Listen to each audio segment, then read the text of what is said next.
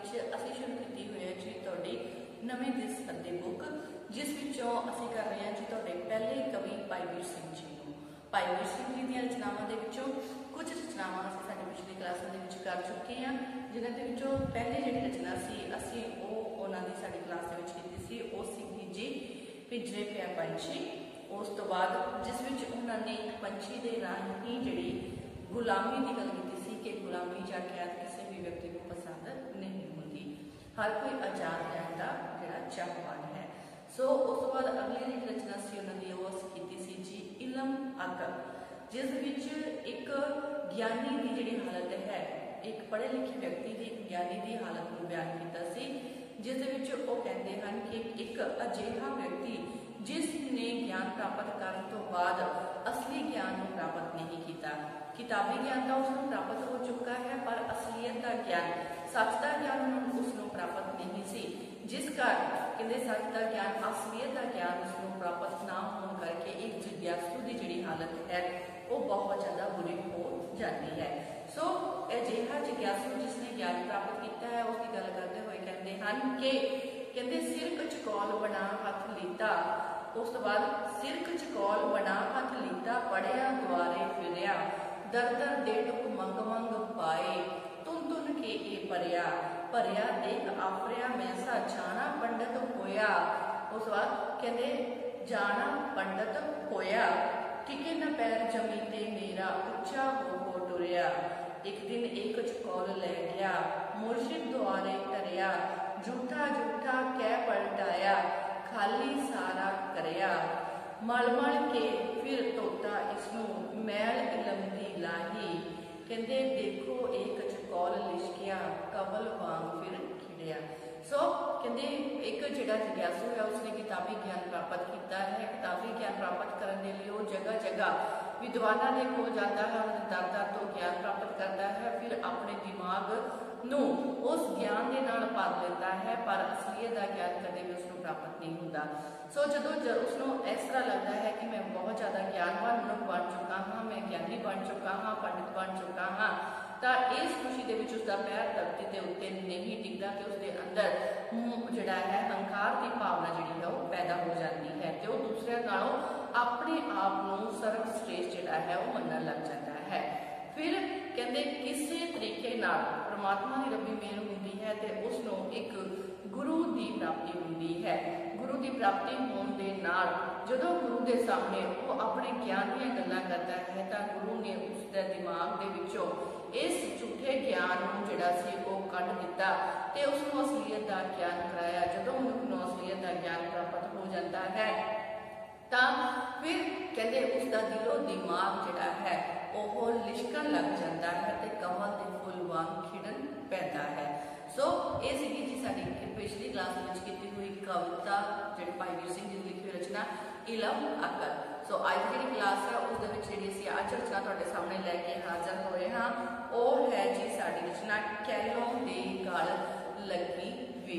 अज असीं जिहड़ी रचना करन जा रहे हैं वो है जी कैलों दे गल लगी वे, भाई वीर सिंह की रचना जिस दे विच भाई वीर सिंह जी ने एक वेल की गल की है। वेल की उदाहरण लैके मनुखता की गल भाई वीर सिंह ने की है कि एक जिहड़ी वेल है वो वेल जिहड़ी है दरख्त के उत्ते चढ़ी हुई है तो दरख्त उसका सब तो बड़ा आसरा है।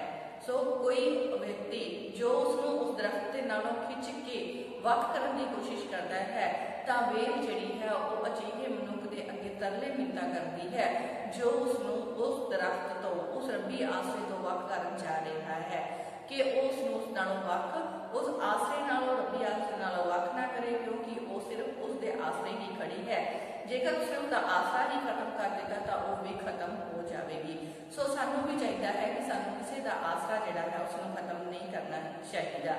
मनुख नूं हमेशा परमात्मा के रस्ते ते चलना चाहिए है तो परमात्मा के नाम की भगती जिहड़ी है वो करते रहना चाहिए है तो सदा ही परमात्मा नूं अपना आसरा बना के रखना चाहिए है तो उस आसरे तो कदे भी वख नहीं होना चाहिए। सो आपां करते हैं जी अज की साडी रचना कैलों दे गल लगी हुई वे। सो शुरू करन जा रहे हैं जी अज की साडी रचना कैलों दे गल लगी वे।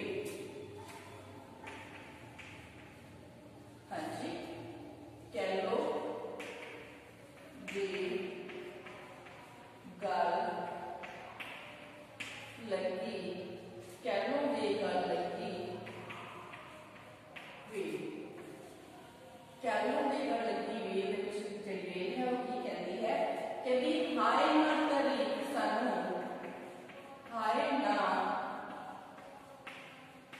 तरीक सानू, हाय वे ना मार खिंचा,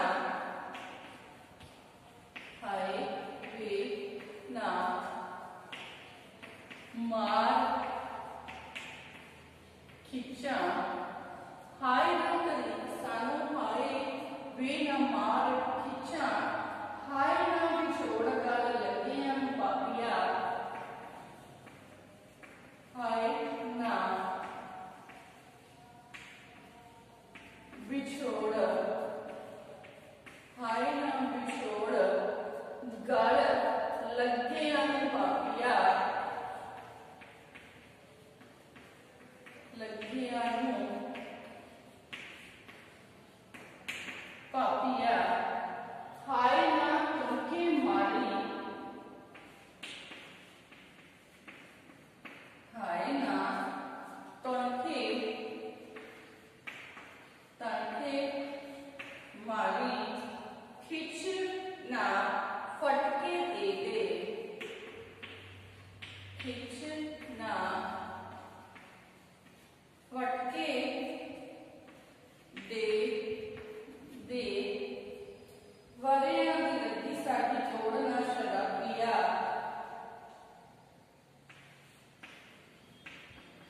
वरियां दी लगी, वरियां दी लगी साडी तोड़ ना शराबिया, वरियां दी लगी साडी तोड़ ना शराबिया।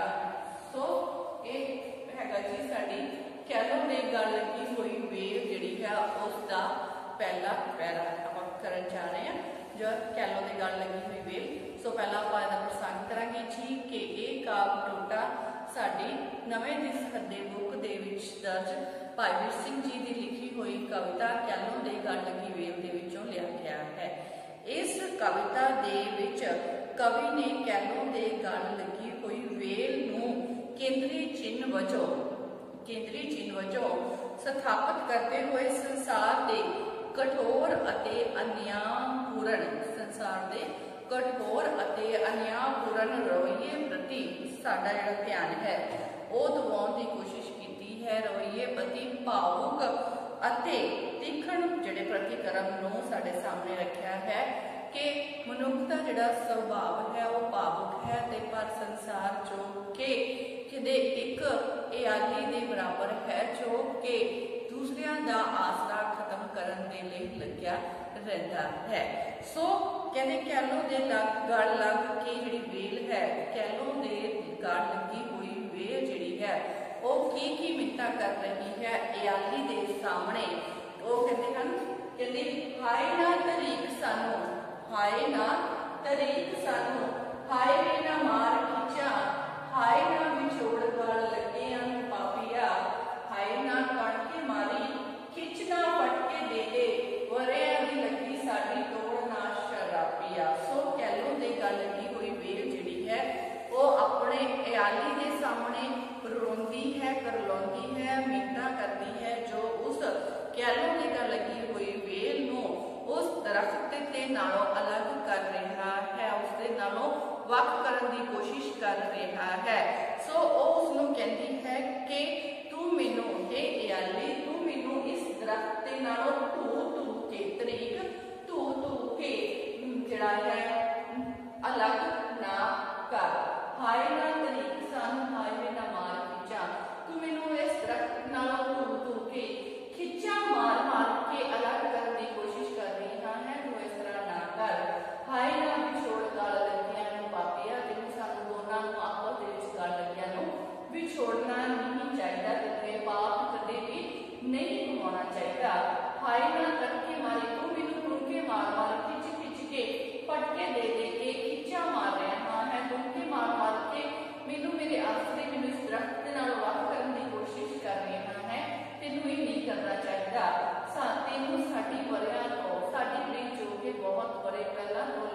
है। कहते तैनूं साडी लगी हुई वरियां तो लगी हुई इस प्रीत नूं तोड़ना नहीं चाहिए। तैनूं तोड़ के किसी भी शराब का भागी नहीं बनना चाहिए। कहते तू सानू एक दूसरे नालों वख करके पाप का भागी बन रहा है, सो तेन इस तरह नहीं करना चाहिए। प्रेमी तो अपने प्रीतम के आसरे ते ही जीवन गुजारते हैं, उन्होंने सदा अपने प्रीतम का ही आसरा रहता है।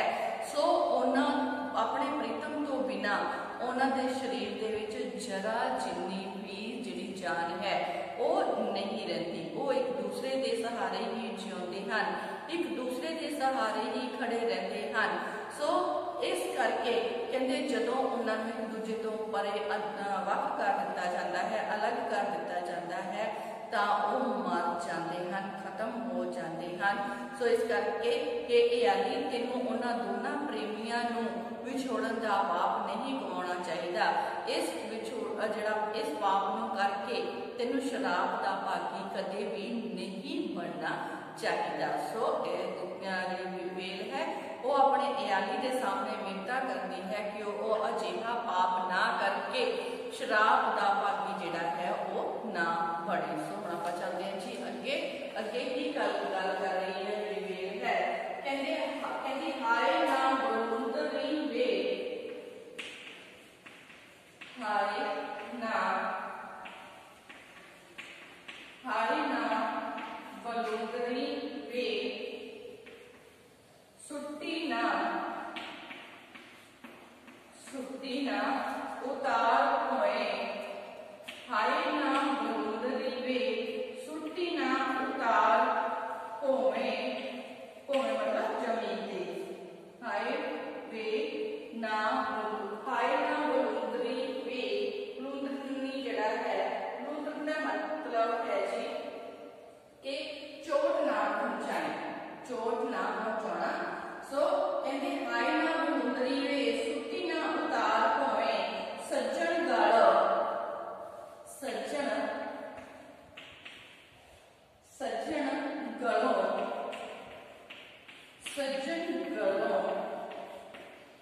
टुटियां हो जासा,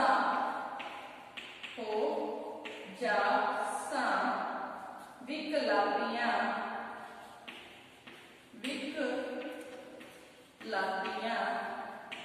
सज्जन गलो टुटियां हो जासा विकलापियां।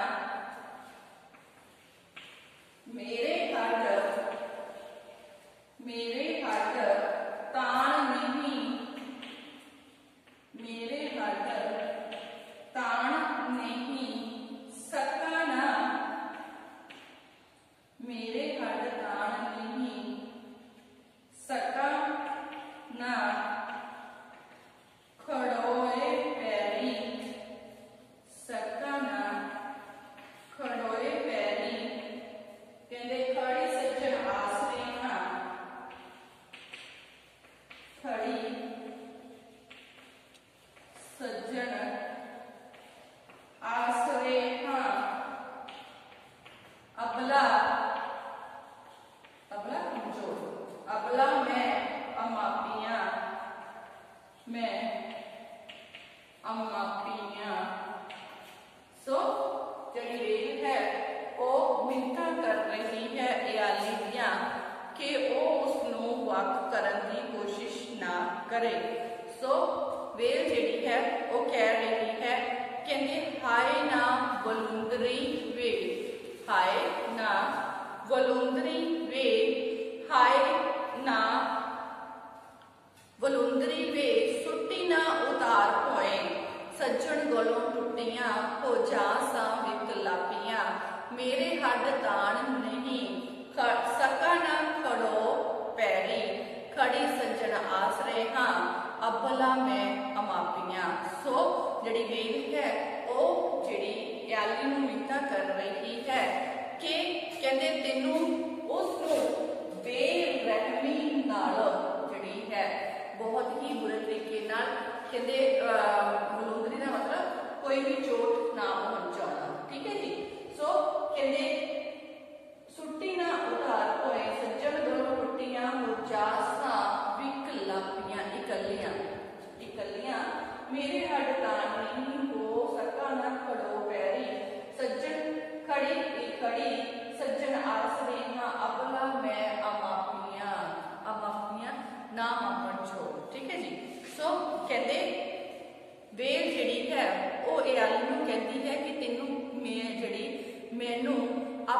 सज्जन प्रीतम नालों बेरहमी नाल जिहड़ा वख करके मैनू चोट नहीं पहुँचानी चाहिए। ये इयाली तू मैनू मेरे प्रीतम जिहड़े नालों जो कि एक दरख्त है, वेल का जिहड़ा प्रीतम है वो दरख्त है।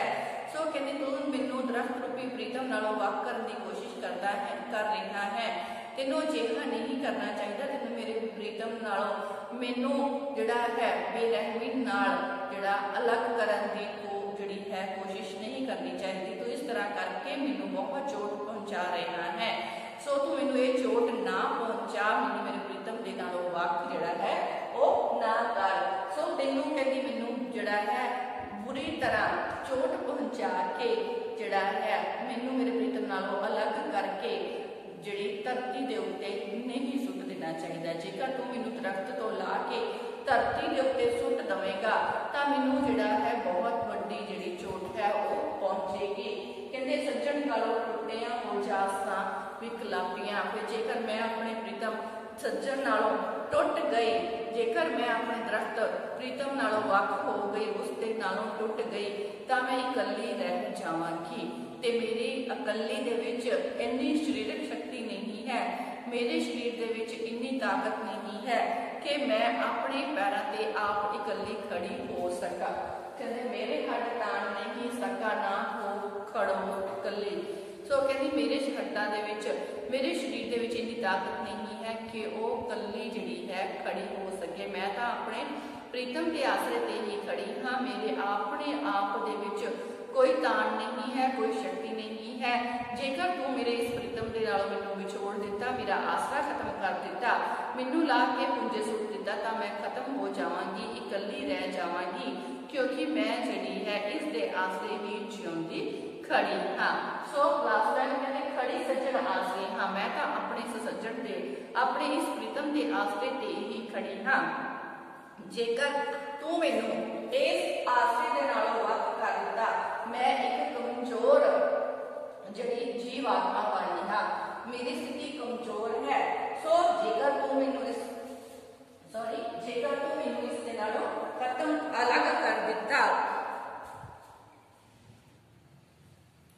सो वे कहती है कि जेकर तू मैनू मेरे प्रीतम दे नालों वख कर दिता, मेरा आसरा ही खत्म कर दिता, ते मैं जो कि अबला कमजोर औरत हाँ, तो कहते फिर मैं खत्म हो जावांगी, मैं उस आसरे तो बगैर खड़ी नहीं हो सकती। सो मेरा जेकर तू आसरा ही खत्म कर दिता तो इस आसरे तो बाद मैं भी खत्म हो जावांगी। सो तेनू इस आसरा नहीं करना चाहिए। सो हुण आपां चलदे हां जी साडे अगले पैरे दे वल। अगले पैरे दे विच जिहड़ी वेल है वो की जिहड़ी है अपने इयाली नूं कहण दी कोशिश कर रही है। सो चलदे हां जी साडे अगले पैरे। सो अगे चलदे जी अगले पैरे वल। कहंदे प्यारे ना विछोड़िए वे, मिले ना नखेड़िए वे, आसरे ना तोड़िए वे, एवें पाड़िए ना जोड़ियां, फसल वेख खींचिए ना, अड कर रीझिए ना, एक होइयां जिंदा दियां हुंदियां नैनों कौड़ियां कौड़ियां। सो जिहड़ा कवि है वो कहते हैं कि सानू प्यारिਆਂ ਨੂੰ कदे भी विछोड़ना नहीं चाहिए। एक दूजे की गल वाले जिहड़े प्रीतम ਹਨ ਉਹਨਾਂ ਨੂੰ आपस ਦੇ ਵਿੱਚ ਜਿਹੜੇ ਪ੍ਰੇਮੀ ਹਨ ਉਹਨਾਂ ਨੂੰ आपस ਦੇ ਵਿੱਚ ਵਿਛੋੜਨਾ नहीं चाहिए, ਉਹਨਾਂ ਨੂੰ ਇੱਕ ਦੂਜੇ ਤੋਂ दूर नहीं करना चाहिए। मिले ना नखेड़िए वे, आपस ਦੇ ਵਿੱਚ ਮਿਲਿਆ ਹੋਇਆਂ ਨੂੰ कदे भी ਜਿਹੜਾ है वो वख नहीं करना चाहिए। आसरे ना तोड़िए वे, सानू कदे भी किसी का आसरा ਜਿਹੜਾ है वो खत्म नहीं करना चाहिए। वे एवें पाड़िए ना जोड़ियां ते जोड़ियां दे विच आपस दे विच कोई भी तकरार कोई भी पाड़ जिहड़ा आपस दे विच नहीं पाउणा चाहिए। फसल वेख खींचिए ना, सानू किसी के मिलाप नूं वेख के खिंचना नहीं चाहिए। अड कर रीझिए ना, ते अजिहे मिलाप दे विच मिलियां होईयां जोड़ियां नूं अड करके खुश नहीं होना चाहिए। सो एक हुंदियां होईयां जिंदा दियां आपस दे विच जो जिंदा जो प्रेमी जिहड़े हन जो अपने प्रीतम दे नाल इकमिक हो चुके हैं, जिस तरह जिहड़ी वेल ते दरख्त जिहड़ा है वो आपस दे विच इकमिक हो चुके हैं। सो कहते अजिहियां फिर जोड़ियां दी कोई गिनतियां नहीं हो सकदियां।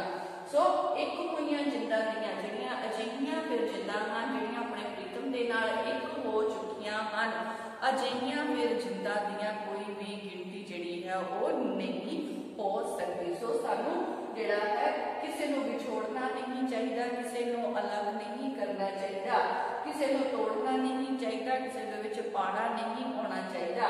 ਸੋ ਕਹਿੰਦੇ ਜਿਨ੍ਹਾਂ ਦਾ ਆਪਣੇ ਪ੍ਰੀਤਮ ਦੇ ਨਾਲ ਮਿਲਾਪ ਹੋ ਚੁੱਕਿਆ ਹੈ ਉਹਨਾਂ ਨੂੰ ਵੇਖ ਕੇ ਖਿਜਣਾ ਨਹੀਂ ਚਾਹੀਦਾ ਤੇ ਜਿਹੜਾ ਹੈ ਉਹਨਾਂ ਨੂੰ ਆਪਸ ਵਿੱਚੋਂ ਤੋੜ ਕੇ ਅਲੱਗ ਕਰਕੇ ਆਪ ਵੀ ਖੁਸ਼ ਨਹੀਂ ਹੋਣਾ ਚਾਹੀਦਾ, ਕਿਉਂਕਿ ਅਜਿਹੀਆਂ ਜੋੜੀਆਂ ਅਜਿਹੀਆਂ ਜਿੰਦਾਂ ਜਿਹੜੀਆਂ ਆਪਣੇ ਪ੍ਰੀਤਮ ਦੇ ਨਾਲ ਇੱਕ ਹੋ ਗਈਆਂ ਹਨ ਉਹਨਾਂ ਦੀਆਂ ਫਿਰ ਕੋਈ ਗਿਣਤੀਆਂ ਨਹੀਂ ਹੋ ਸਕਦੀਆਂ। ਸੋ ਅੱਗੇ ਹੈ ਕਹਿੰਦੇ ਵਿੱਥਾਂ ਵਾਲੇ ਜੱਗ ਵਿੱਚ ਵਿੱਥਾਂ ਪਈਆਂ ਚੱਪੇ ਚੱਪੇ, ਵਿੱਥਾਂ ਵਾਲੇ ਜੱਗ ਵਿੱਚ ਵਿੱਥਾਂ ਪਈਆਂ ਚੱਪੇ ਚੱਪੇ, ਅੱਡ ਅੱਡ ਸਭ ਕੋਈ ਜੋੜੀਆਂ ਨੇ ਤੋੜੀਆਂ, ਵਿੱਥਾਂ ਮੇਟ ਇੱਕ ਹੋਏ ਉਹਨਾਂ ਵੇਖ ਰਿਚਣਾ ਵੇ, ਵਾਹੀ ਗਲੇ ਲਿਪਟੀਆਂ ਨਾ ਚਾਹੀ ਕਦੇ ਤੋੜੀਆਂ। ਸੋ ਅੱਜ ਦੀ ਅਸਲੀਅਤ ਨੂੰ ਸਾਡੇ ਸਾਹਮਣੇ ਰੱਖਦੇ ਹੋਏ ਦੱਸਦੇ ਹਨ ਕਿ ਅੱਜ ਦਾ ਸਮਾਂ ਜਿਹੜਾ ਹੈ ਉਸ ਦੇ ਵਿੱਚ ਹਰ ਜਗ੍ਹਾ ਹਰ ਪਰਿਵਾਰ ਦੇ ਵਿੱਚ ਚੱਪੇ ਚੱਪੇ ਤੇ ਥੋੜੀ ਥੋੜੀ ਦੂਰੀ ਤੇ ਵਿੱਥਾਂ ਪੈ ਚੁੱਕੀਆਂ ਹਨ। ਅੱਜ ਦਾ ਜੋ ਸਮਾਂ ਹੈ ਉਸ ਦੀ ਦੁਖਦਾਇਕ ਸਥਿਤੀ ਦਾ ਵਰਣਨ ਸਾਡੇ ਸਾਹਮਣੇ ਕਰਦੇ ਹਨ ਕਿ ਅੱਜ ਦੇ ਸਮੇਂ ਦੇ ਵਿੱਚ ਸਾਰੇ ਸੰਸਾਰ ਦੇ ਵਿੱਚ ਹੀ ਹਰ ਇੱਕ ਮਨੁੱਖ ਦੇ ਵਿੱਚ ਦੂਰੀਆਂ ਪੈ ਚੁੱਕੀਆਂ ਹਨ, ਵਿੱਥਾਂ ਪੈ ਚੁੱਕੀਆਂ ਹਨ। ਸੋ ਅੱਜ ਸਾਰੇ ਹੀ ਅਲੱਗ-ਅਲੱਗ ਦਿਖਾਈ ਦੇ ਰਹੇ ਹਨ, ਅੱਡ-ਅੱਡ ਦਿਖਾਈ ਦੇ ਰਹੇ ਹਨ ਤੇ ਆਪਸ ਦੇ ਵਿੱਚ ਮਿਲੀਆਂ ਹੋਈਆਂ ਜੋੜੀਆਂ ਬਹੁਤ ਹੀ ਘੱਟ ਹਨ। ਸੋ ਸਾਨੂੰ ਚਾਹੀਦਾ ਹੈ ਕਿ ਸਾਨੂੰ ਅਜਿਹੀਆਂ ਵਿੱਥਾਂ ਨੂੰ, ਅਜਿਹੀਆਂ ਦੂਰੀਆਂ ਨੂੰ ਖਤਮ ਕਰ ਦੇਣਾ ਚਾਹੀਦਾ ਹੈ ਤੇ ਆਪਸ ਦੇ ਵਿੱਚ ਇੱਕ ਹੋ ਜਾਣਾ ਚਾਹੀਦਾ ਹੈ ਤੇ ਆਪਸ ਦੇ ਵਿੱਚ ਹਮੇਸ਼ਾ ਇੱਕ ਹੋ ਕੇ ਜਿਹੜੀ ਖੁਸ਼ੀਆਂ ਜਿਹੜੀਆਂ ਹਨ ਉਹਨਾਂ ਨੂੰ ਮਨਾਉਣਾ ਚਾਹੀਦਾ ਹੈ। ਵਿੱਥਾਂ ਮੇਟ ਇੱਕ ਹੋਏ ਉਹਨਾਂ ਵੇਖ ਰਿਚਣਾ ਵੇ, ਜਿਹੜੇ ਲੋਕੀ ਦੂਰੀਆਂ ਨੂੰ ਖਤਮ ਕਰਕੇ ਇੱਕ ਹੋ ਚੁੱਕੇ ਹਨ, ਜਿਨ੍ਹਾਂ ਨੇ ਵਿੱਥਾਂ ਮੇਟ ਦਿੱਤੀਆਂ ਹਨ, ਦੂਰੀਆਂ ਖਤਮ ਕਰ ਦਿੱਤੀਆਂ ਹਨ, ਉਹਨਾਂ ਨੂੰ ਵੇਖ ਕੇ ਸਾਨੂੰ ਖੁਸ਼ ਹੋਣਾ ਚਾਹੀਦਾ ਹੈ। ਅਜਿਹੀਆਂ ਖੁਸ਼ੀਆਂ ਮਨਾਉਣੀਆਂ ਚਾਹੀਦੀਆਂ ਹਨ, ਆਪਸ ਦੇ ਵਿੱਚ ਇਕੱਠੇ ਜਿਹੜਾ ਰਹਿਣਾ ਚਾਹੀਦਾ ਹੈ ਤੇ ਜਿਹੜੀਆਂ ਬਾਹਾਂ ਦੂਸਰਿਆਂ ਦੇ ਗਲੇ ਵਿੱਚ ਪੈ ਚੁੱਕੀਆਂ ਹਨ, ਭਾਵ ਜਿਹੜੀ ਵੇਲ ਦੀਆਂ ਬਾਹਾਂ ਜਿਹੜੇ ਦਰਖਤ ਦੇ ਗਲ ਵਿੱਚ ਪੈ ਚੁੱਕੀਆਂ ਹਨ ਉਹਨਾਂ ਨੂੰ ਕਦੇ ਵੀ ਤੋੜਨਾ ਨਹੀਂ ਚਾਹੀਦਾ। ਸੋ ਜਿਹੜੀ ਸਾਡੀ ਕਵਿਤਾ ਹੈ ਉਹ ਇੱਥੇ ਹੀ ਖਤਮ ਹੁੰਦੀ ਹੈ।